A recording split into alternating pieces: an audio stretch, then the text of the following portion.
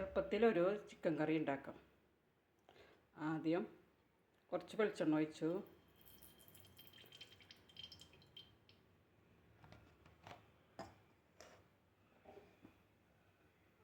അതിലേക്ക് അരിഞ്ഞു വച്ചിരിക്കുന്ന സവാള ചേർക്കാം.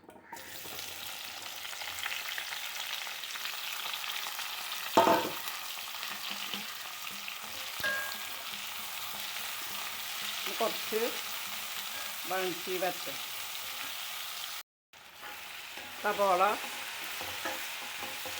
ഒന്ന് വാടി വന്നിട്ടുണ്ട്, ചെറുതായിട്ട് പകുതി വാടി വന്നിട്ടുണ്ട്. ഇനി അതിലേക്ക് കറിവേപ്പില, ഇഞ്ചി, വെളുത്തുള്ളി, പിന്നെ കുരുമുളക്, പട്ട, ഗ്രാമ്പു, പെരുംജീരകം, നല്ല ജീരകം ഒക്കെ കുറേശ്ശെ ഇട്ടിട്ട് ചതച്ചത് ചേർക്കാം.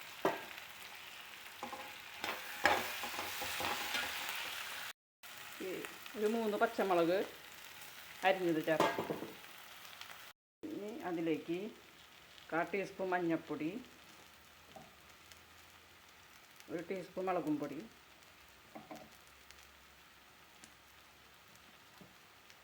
2 ടീസ്പൂൺ മല്ലിപ്പൊടി.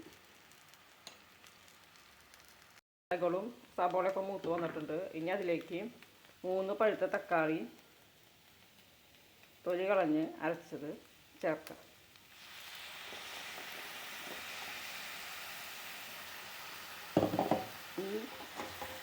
ഇത് നല്ലോണം എണ്ണ തെളിഞ്ഞ് വരുന്നത് വരെ ഇളക്കിക്കൊണ്ടിരിക്കും. പിന്നെ അതിലേക്ക് ആവശ്യത്തിന് ഉപ്പ് ചേർക്കാം.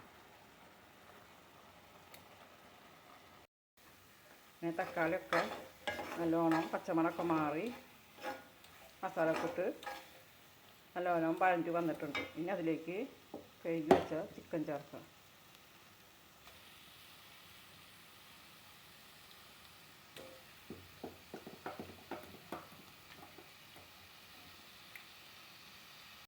ചിക്കൻ കഷ്ണമൊക്കെ ചേർത്തു. ഇനി നല്ലോണം ഇളക്കി യോജിപ്പിച്ച്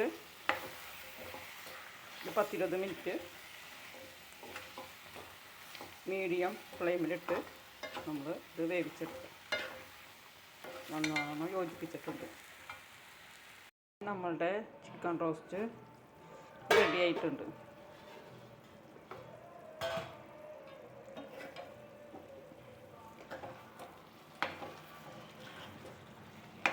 നല്ലോണം വെന്ത് വന്നിട്ടുണ്ട് കേട്ടോ ചിക്കൻ റോസ്റ്റ്.